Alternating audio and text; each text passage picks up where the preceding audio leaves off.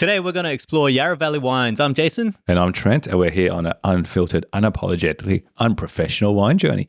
And we're saying here, Jace. Our saying here is drink more, try more, learn more. And don't forget to like, comment, and subscribe. So, Trent, thoughts of the week. What have you been thinking about? So, thoughts of the week is favorite wine movie.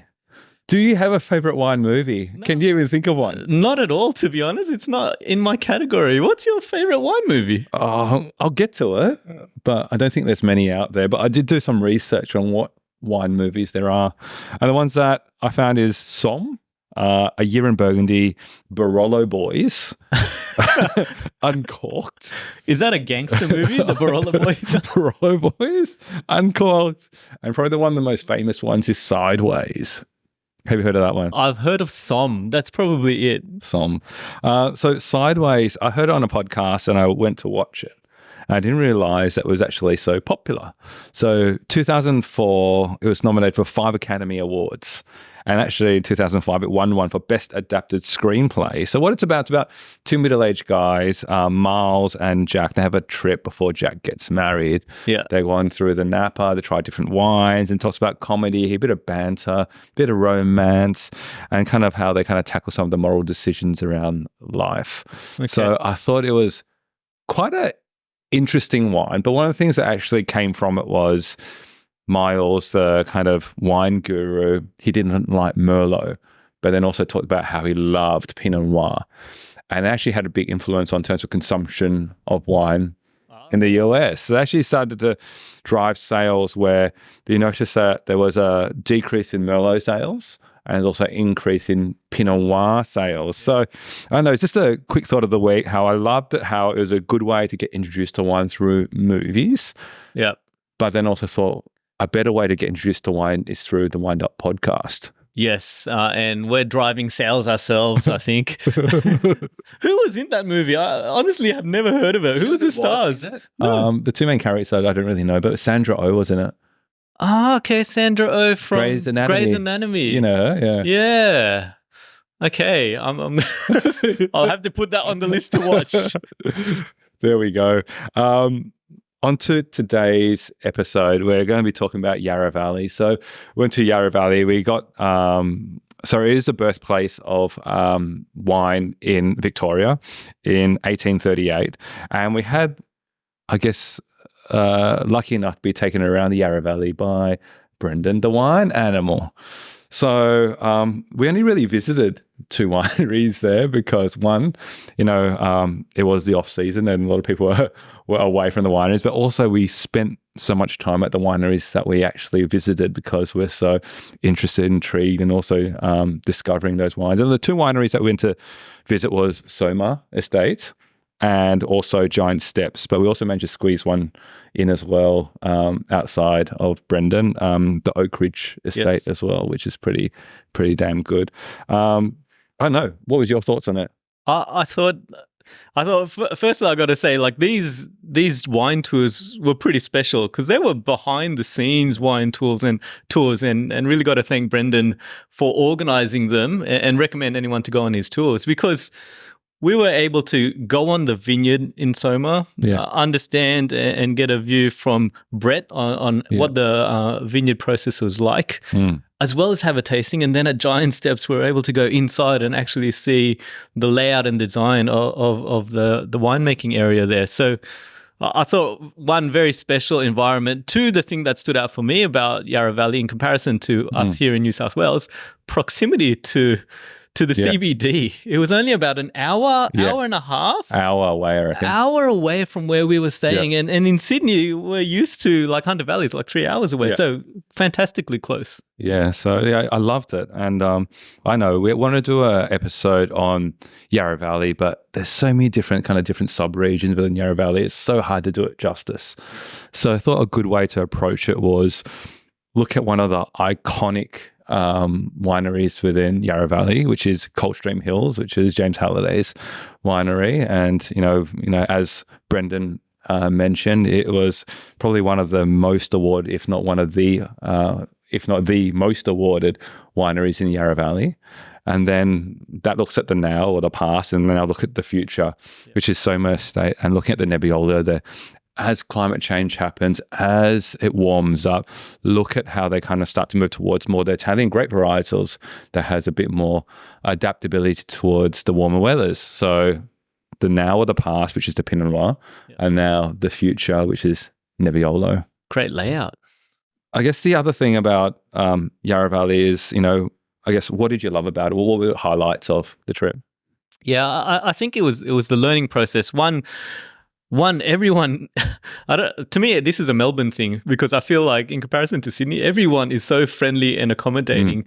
But everyone's also quite willing to share information. So at Soumah, I love the fact that we were able to learn more about the family heritage between grapes. Like, this grape has a parent and it came from another, and that linkage there. And so we were able to explore different grape varieties that I'd never heard of. I think we had a wild Savagnin, which was something quite funky, but it's the parent to Sauv Blanc. Well, amazing knowledge, but great to see that linkage.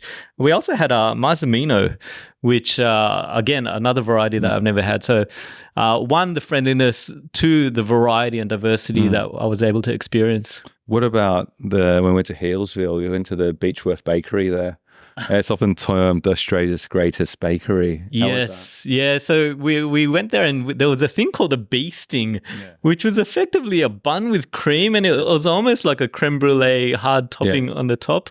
I squashed it while in transportation. You drop down on the lift, and then you just kind of cut that bit off, and then you let your friends have it after that. I gave it to my wife as well, and we weren't meant to tell that to anyone. But now that you've aired it live on the podcast, okay, everyone knows. Yeah, I didn't think it lived up to the hype, but maybe I need to try a fresh one. Yep. Okay, so talked about the wines, talked about what you learned. Is there stuff that you still want to explore then around the Yarra Valley? Oh, there's so many different wineries. Like you said, we only got to taste 2. Yeah, 3 if we include Oak Ridge. But it's just the variety of the other wineries there that I'm keen to try. Yeah. Okay, I was going to give you a bit more of an oversight in terms of the breadth of the Yarra Valley. So it's 3,130 square kilometres, so pretty big in its geography, and it has 2,837 hectares under vine. So again, very big. So there's no way we could kind of cover all that. It's only about an hour away from Melbourne, and there's 2 main areas. So you would have heard Brendan kind of mention it. There's the Upper Yarra and the Lower Yarra. Okay. And in terms of how it's separated, there's a Maroondah Highway that goes through it.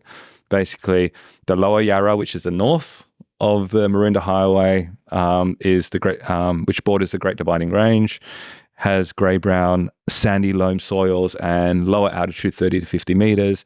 Then you have the Upper Yarra, which is on the south, which is bordered by the Dandenong Ranges on the south, younger red volcanic soils, but with altitude of over 400 metres, predominantly around Pinot and Chardonnay. So think about it there. You have the Great Dividing Range at the top, you have the Dandenong Ranges at the bottom, and you have this kind of little basin that gets formed around it. And then from the west, you have the ocean breezes coming through. So you see some of the photos of it, you actually see this fog cover, which actually keeps it quite cool. And that's why it makes it a bit more of a cool climate type of area. So that's the Yarra. The mean temperature they actually get there is around 19 degrees. So it's still relatively cool. For the Yarra Valley. When we went there, it was Melbourne weather, because a bit of rain, a bit of fog, a bit of sun. Yeah, always changing. Main grape varietals, Pinot, which was going to have today, Chardonnay, Shiraz, and Cabernet Sauvignon. In terms of the mix, so 36% Pinot Noir, 33% Cabernet, Chardonnay. So when we think about it, 70% of the total grape varietals within the area are mixed between Pinot Noir and Chardonnay. We can see now a lot more of those kind of alternative varietals starting to come through, like the Nebbiolos that we're going to have today. I think we should start to try the wines. Sounds good. So maybe we should start with the OG, which is Mr. Halliday's one, the Coldstream Hills. So this is a Block E D Farm Vineyard 2021 Pinot Noir. So this is from the Upper Yarra. Again, this is around the kind of cooler areas. I'm looking for a bit more fragrant, a bit more acidic, a bit more lighter type of wines. Maybe you can have a try. I kind of talk through it. So it has a limited range, single block wines, things that you're looking for around strawberry, raspberry, sandalwood that come through. I don't know whether you start to get that or not. Any thoughts from your side? I think Mr. Halliday's done well. Yeah. Definitely like on the nose, strawberry, the herbaceousness comes through. On the palate, like I can still feel the acidity and the tannins. They're quite refined. And the acid is quite refreshing. Like you can hear me taking gulps as I'm going through. That's a delicious, well-balanced wine. That is probably what I'm looking for in a Pinot, that kind of silky smooth tannins. But the other things I kind of pick up on it, it's not just strawberry and raspberry, but the kind of Turkish delight, the cherry ripe that kind of comes through. And it just so incredibly aromatic, and it kind of just jumps out at you. And that shows kind of really good fruit from I guess the grapes that kind of come through. And I think I love it. It's pretty damn good. How close is it to Oak Ridge? Oh, I don't know actually. Because that bouquet, when I smell it, it harks back to that Oak Ridge Pinot that we had right at the start of our podcast. The Hazeldean. In terms of the aroma and the herbaceousness really shining through. But this feels a bit lighter, a bit more elegant than that one. Yeah. But it's delicious. Yeah, I love that. So again, I think Mr. Halliday's done an awesome job with this one. Seriously, silky smooth tannins, beautifully fragrant. But Corkscrew ratings. Corkscrew rate. Oof. He's done a good job. I'd give that an 8 out of 10. It is high up there. Really good, very enjoyable. What about you? Yeah, I'll give that 8 as well. Like it's enjoyable, but still need a bit more, I think. A bit more complexity. Yeah. Okay. Shall we move on to the Nebs? Let's. Is that also what they say in the industry? That's how we say in the industry, the Nebs. Is a 2019 Nebbiolo from Soumah. So Soumah, we met Brett Butcher there. We asked about, where did you get the name from? Soumah, south of the Maroondah Highway. So, south is Upper Yarra. Yeah. And we had a great, session there, kind of going through the Nebbiolo plantings. Starting to plant a bit more Cabernet as well, which is also quite interesting as well, but also still holding on to that Pinot and Chardonnay. But the thing that's kind of made him kind of known for is starting to go more towards these alternative varieties. They you mentioned Marzamino, the Nebbiolos, and the I think other great varieties. It's time to look to experiment. The Sauvignon, Sauvignon, and also the old style as well. So I think again, passion really comes through in terms of when he started to talk to us, talking through what he's doing around the vineyard, and it was I think it's beautiful just kind of walk through it and understand his philosophy around what he's trying to do. I don't know. You can start to try this one. Yeah, absolutely. The thing that stood out was the reasons for exploring other varieties and the impact of climate change. Yeah, I think that's interesting. We've seen that in other areas as well. As I think Brendan mentioned, either adapt or you'll get left behind. And I guess that's what Brett's trying to do with Soumah as well, trying to make sure that he kind of sets himself up for success going to the future. So I'm just trying to reflect in this wine. I'm picking up kind of bright, earthy, kind of savory notes on this one, but it feels like it's still quite young. Yeah, it's really interesting because when we first opened this up, I think it was still a bit closed, but now that I've opened it up, I'm getting more of the Nebbiolo that we've experienced with the Barolos and the Barbaresco. Like the scent of that wet bitumen is actually coming through. It's not as strong as others, but it's coming through, and even the tannin. That grippiness is now shining through, just with letting it breathe a bit. That kind of hint of leather kind of coming through. I think initially when we opened it up, we still had to open it. It felt quite astringent instead of that kind of tightness, bitterness, acidity that felt kind of a bit unbalanced. And now it is starting to come together, but it still feels quite incredibly young. Yeah, I agree. There's still the fruit flavor in there. And maybe this is where the Nebbiolo will change over time, but there's still an element of bitterness in the flavor that I'm experiencing, and maybe over time that will mellow out. Yeah, I don't know. Should we go straight to Corkscrew ratings? Yeah, let's go straight to Corkscrew ratings. For me, I think it needs more time. I'd give it a 6 out of 10 right now, just by letting it breathe a bit. Just within the last 30 to 40 minutes, it's really expressed itself. I think over time, the tannins will soften. Yeah. What about you? I think it's a 7. Like, I think it's still quite a well-made wine, but I think I still need to give it a bit more time to kind of then come together. So, yeah, I wouldn't give it a 6. I'd give it a 7 out of 10. But definitely see that potential there. Even now with, as you say, kind of half an hour onto it. Yes. It's mellowed down a bit more. It's kind of come together a bit more. So, yeah, 7 out of 10 for me. That's great. And that variety, I guess, with that climate change, and we were hearing this in Watervale Hotel as well, that they're looking for grapes that consume less water, just to help with the increased heat that's going on. And this will survive and continue on and grow through their vineyards, which will be great. Yeah, I think it's really interesting though, that kind of shift across the various regions. So I think it's a great thing to see how, again, from the Coldstream to Soumah, how that progression from the old to the new. I'm very jealous of everyone in Melbourne, to be honest, because this shows the great diversity that they're experiencing in terms of wine. And then just the fact that it's so close makes it so accessible to try and experience the different wineries and what they're doing there. And also the great cafes there as well. And the great cafes and coffee. Yeah. Absolutely. And so, look, for me, closing remarks, I think Yarra Valley is a great place. I haven't experienced it enough. I need to go there more. I need to buy more from Yarra. This shows the different diversity. I'm very keen to see how it changes over time and moves towards those alternative varieties.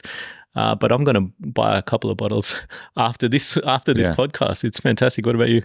Yeah, I think I've been there like 3 times and I've only I haven't even scratched the surface. You know, I've always loved kind of the Yarra Valley wine, especially the Pinot Noirs. But, you know, I just need more time to understand it. And I think even if you give me like 5 or 10 years, I still wouldn't really understand it anyway.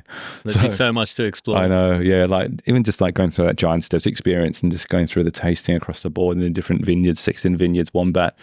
Oh, it's great to kind of see the different terroir of the land kind of influence the different styles that kind of came through.